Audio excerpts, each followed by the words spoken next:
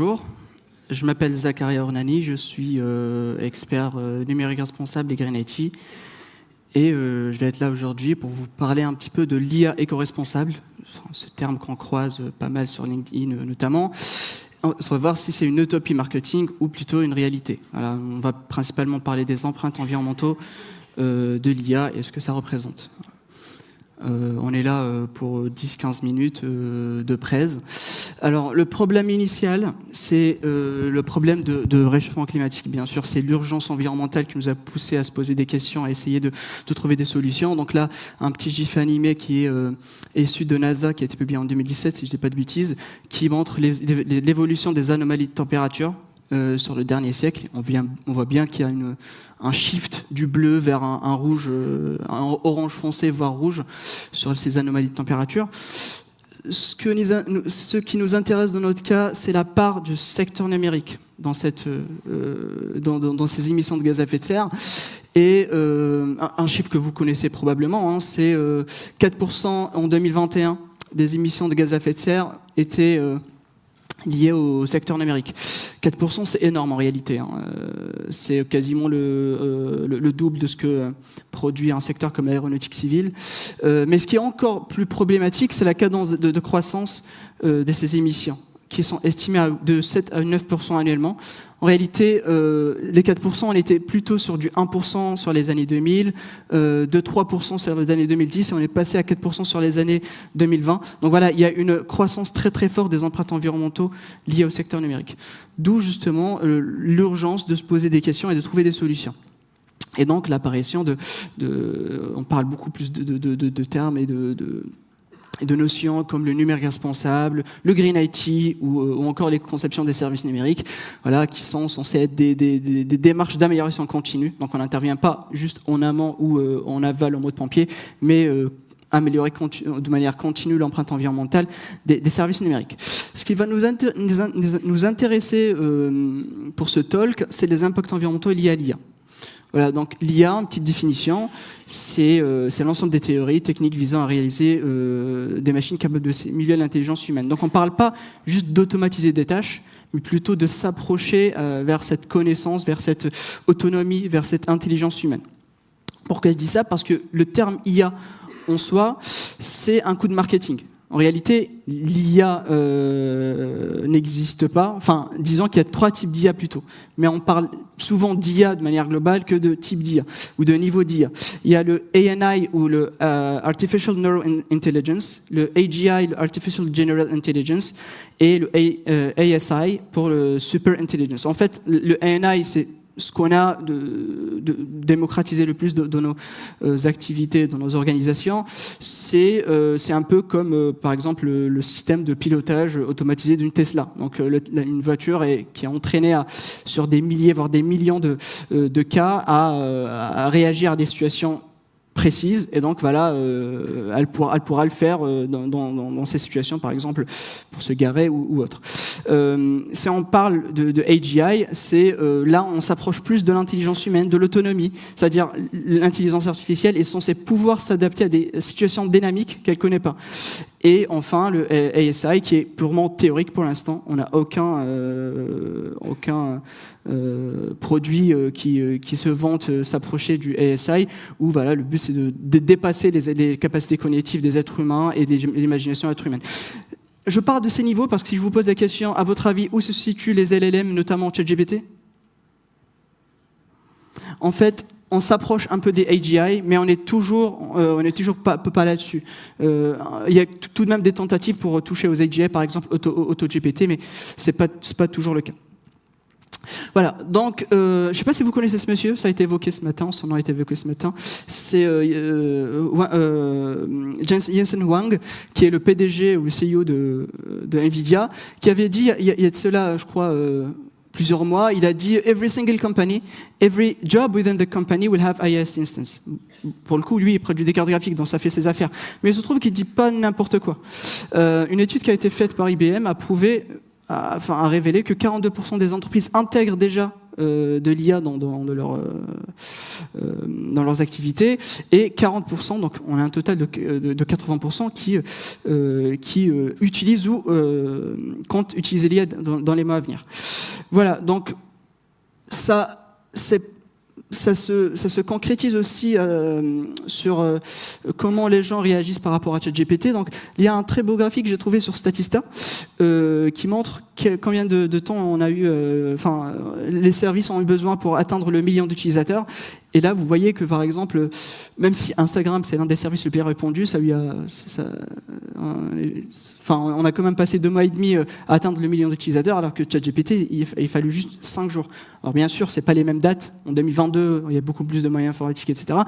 Mais n'empêche qu'on est passé de plusieurs mois à quelques jours uniquement pour avoir le million d'utilisateurs sur ces LLM, sur ces chatbots, etc.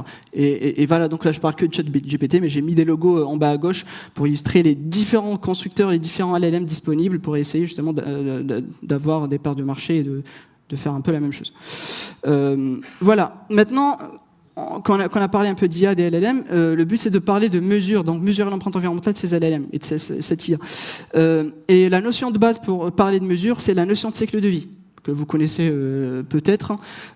C'est pour n'importe quel service numérique ou pas d'ailleurs. On parle d'abord de la phase d'extraction de matières premières, ensuite la phase de conception et de développement de services ou de l'équipement, la phase de transport, la phase d'utilisation qui peut durer quelques secondes ou plusieurs années, et enfin la phase de fin de vie. On parle souvent de recyclage, mais pas que. Quand on parle d'IA, il y a 2 phases qui se distinguent par rapport à l'impact environnemental d'utilisation d'IA, ou de l'IA de manière générale. C'est l'étape de conception et d'entraînement. J'ai changé le nom parce que l'entraînement est une phase qui caractérise l'IA. Donc, entraîner les modèles, hein, c'est quelque chose de laborieux qui coûte énormément de ressources. Et la deuxième phase qui se distingue, c'est la phase d'utilisation. On va essayer justement de creuser quelques impacts, des exemples d'impact de ces 2 phases-là. On va commencer avec la phase d'entraînement. Je ne sais pas si vous connaissez Hugging Face. C'est un peu l'équivalent de Docker Hub, un peu de GitHub, où on publie des LLM, etc. Et je me suis intéressé au LLM de Meta, donc Facebook, qui s'appelle Llama. Là, c'est la version 3.1. La version 3.2 est sortie il y a un mois, je crois.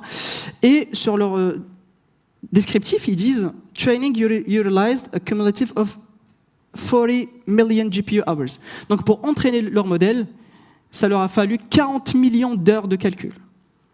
Ça fait plusieurs siècles de calcul. Bien sûr, ils peuvent le faire en quelques semaines parce qu'ils ont accès à des dizaines de milliers de GPU. Voilà.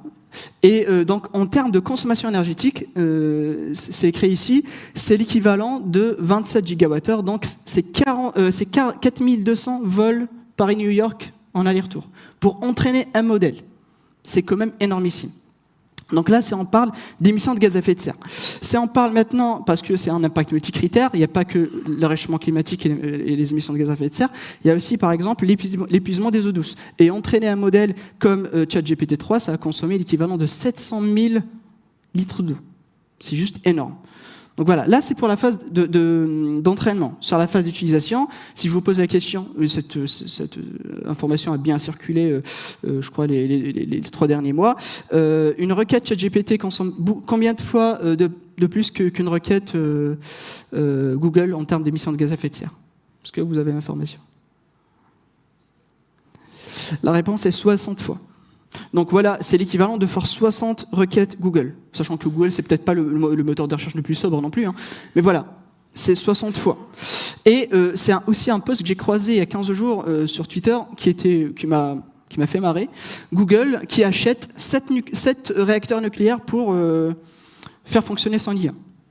Alors, là, c'est un peu mal dit parce que quand j'ai creusé l'article de Reuters, c'est pas des gros réacteurs nucléaires, c'est plutôt des petits réacteurs nucléaires, mais on parle tout de même de réacteurs nucléaires qui génèrent, je crois, 500 mégawatts.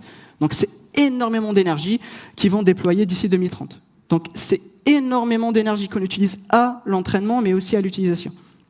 Voilà, donc on l'a bien vu. l'impact environnemental de l'IA est gigantesque. Maintenant, la question, est-ce qu'on peut parler d'IA frugale ?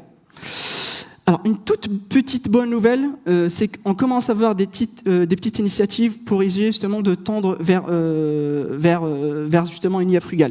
On va parler par exemple de l'Afner Spec 2314 qui a été publié, je crois, juillet dernier, donc il y a 2-3 mois.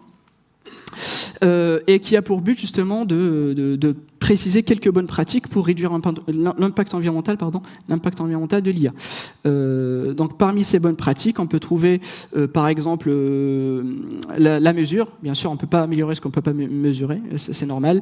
Et quand je parle de mesure, c'est mettre en place des KPI environnementales, mais aussi en termes d'utilité de l'IA, et aussi des milestones à atteindre en termes d'empreinte environnementale. Sensibilisation, bien sûr, sensibiliser sur les impacts environnementaux de l'IA. La fraise du numérique est un bon début, mais ce n'est pas suffisant si on veut parler de l'IA de manière spécifique. Questionner les besoins. C'est une règle du UX qui est très connue. Les fonctionnalités ou les usages doivent être utiles, utilisables et potentiellement réutilisables. La question doit absolument se poser aussi pour l'IA. Ainsi que les différentes optimisations sur la gestion de données, sur les process d'entraînement, etc.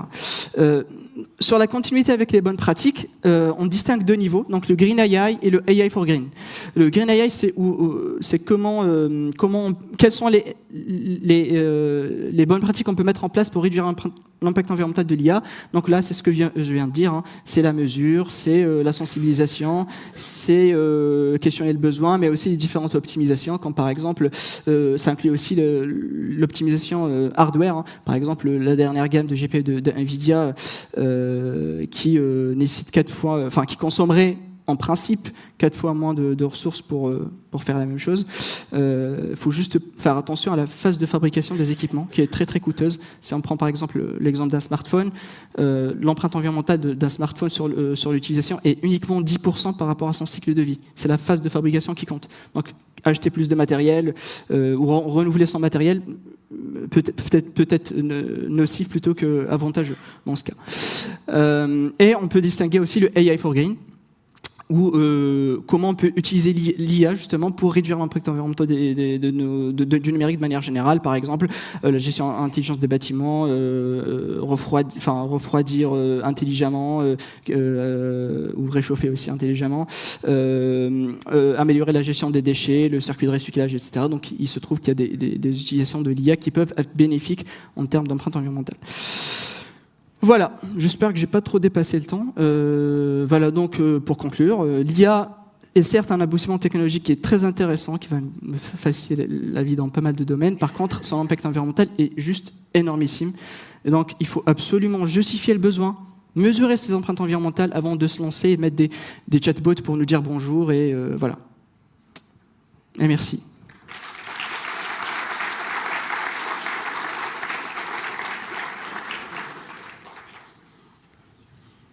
Je ne sais pas si vous avez des questions aussi. On n'a peut-être pas trop dépassé. Ça va.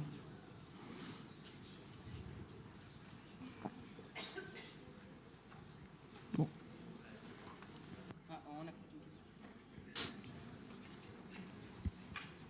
Tu parlais de AI for Gain. Est-ce qu'il y a des exemples concrets aujourd'hui qui sont vraiment utilisés pour de vrai, quoi ?